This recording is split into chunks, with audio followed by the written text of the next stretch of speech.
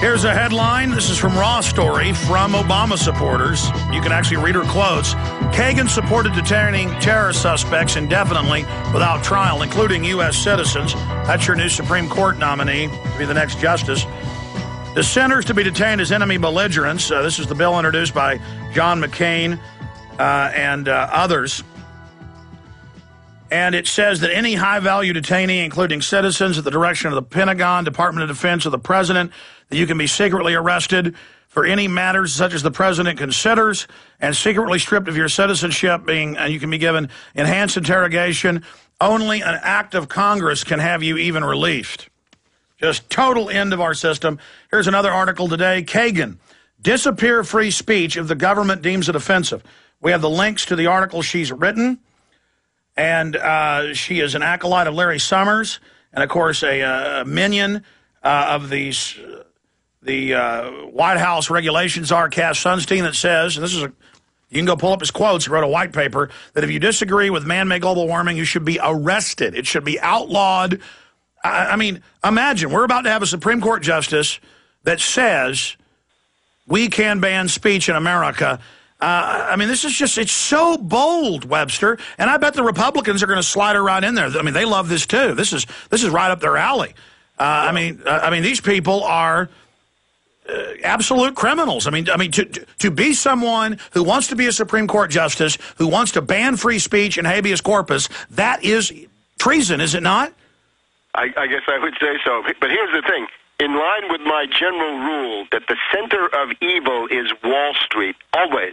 And she's one of their minions. She's a Goldman Sachs. She's from Goldman Sachs. This is the main point. Goldman Sachs, Goldman Sachs, Goldman Sachs. Let's have another representative of Goldman Sachs taking over the government, right? It's not enough to have Geithner. It's not enough to have Summers. Geithner's chief of staff. Paulson, Bernanke, all the major regulatory agents. Goldman Sachs, or if not Goldman Sachs, the same thing, J.P. Morgan Chase, Citibank, and so forth. So this woman represents what was known in the 1930s as totalitarian liberalism. And this was associated with Keynes. I don't think that Keynes was anything good, even though you somehow have to talk about him in terms of economics from time to time, just to make clear what you're talking about. She's a totalitarian liberal, and that's what this stuff comes down to.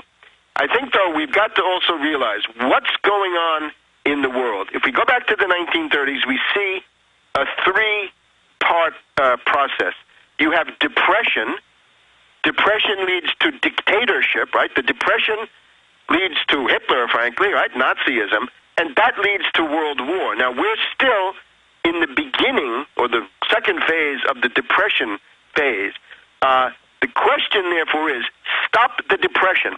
If you don't stop the depression, you will have necessarily, practically automatically, the collapse of representative government, the collapse of democratic institutions, the collapse of the rule of law is inevitably going to be swept away. You can see. But how much more obvious does it have to get where you're J.P. Morgan Chase or Goldman Sachs or Citigroup or Wells Fargo in every position? Soon you won't be able to be a county judge unless you're one of their people, and I see them doing that. A dog catcher. You won't be able, I mean, literally, will Goldman Sachs people start wearing gold crowns and call themselves Emperor Maximilian III? Well, remember, I would actually argue that J.P. Morgan Chase and probably Morgan Stanley represent even a higher level of this stuff. And yeah, their criminal crew. Higher levels, right? Insurance companies in general sometimes represent a higher level of... Well, they were the ones that passed the health care bill that's really money for them.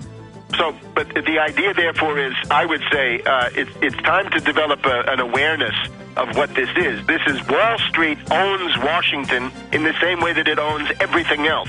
And if it's like a third world country run by the bankers. Stay there, back in 70 seconds with the final hour.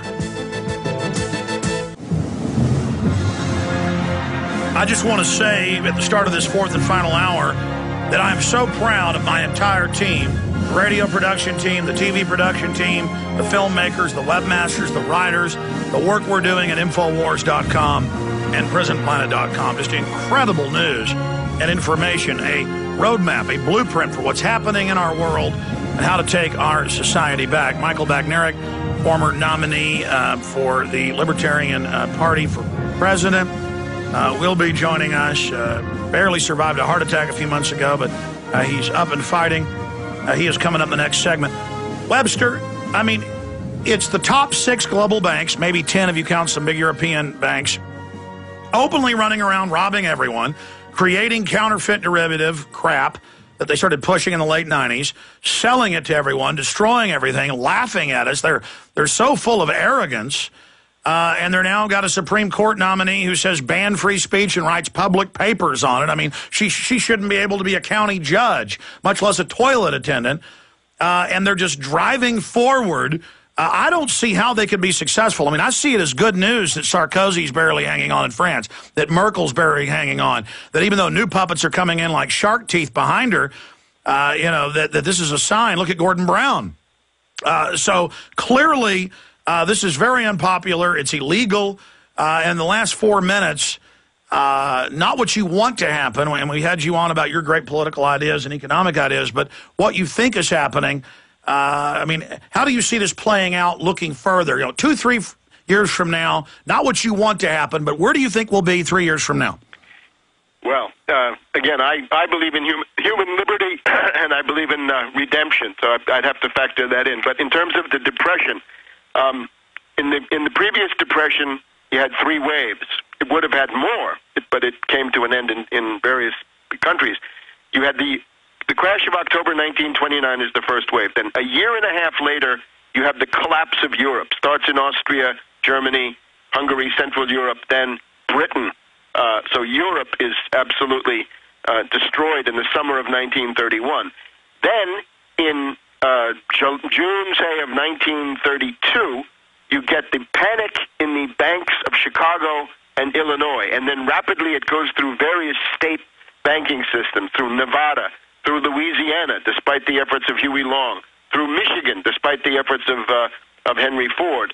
And by the last day of Hoover, every bank in the United States had shut down, and if they hadn't had a bank holiday on that following Monday, they would have all been bankrupt. You would have had an absolutely chaotic, calamitous situation. So we're now in the beginning of the second wave. We're basically back here in May, June of 1931. So we see what we're headed towards now, unless policies are radically changed, and that we can say. If you don't change your policy radically, you're going to have the chaotic breakup of the euro, the chaotic breakup of the European Central Bank.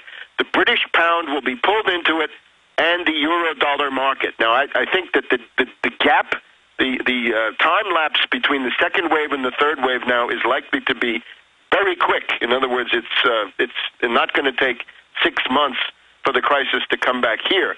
And therefore, panic runs on the dollar, panic runs on the Federal Reserve. Japan might constitute some kind of an interlude because of their huge debt, but also, again, because... So are you talking about a year or 6 months? I think you're talking about less than a year, but this is very hard to say. I think the more important is the order of events. So you'll know where you are, not by the calendar, but by what's happening. Look, and we'll have the media, because we're almost out of time, will be telling us that we're in milk and honey when 100 million Americans are on food stamps, not 40 million. Look, there were panic runs on the Federal Reserve. There was a panic run on the New York branch of the Federal Reserve in the spring of 1933. There was a panic run on the Bank of International Settlements in the spring of 1933. So when you get into the third wave, which is also disintegration of national banking systems, you've also got these institutions going down. Ultimately, a panic run on the International Monetary Fund. If the IMF lends out 300 billion euros, $400 billion, then that sets them up for bankruptcy and panic. All right, Webster, we're out of time. All fall down. And of course, the ace in the hole is they're going to start a war with Iran to smokescreen this probably in the next year. Possibly, yes. That becomes more likely as their hysteria and desperation. Good job, Webster.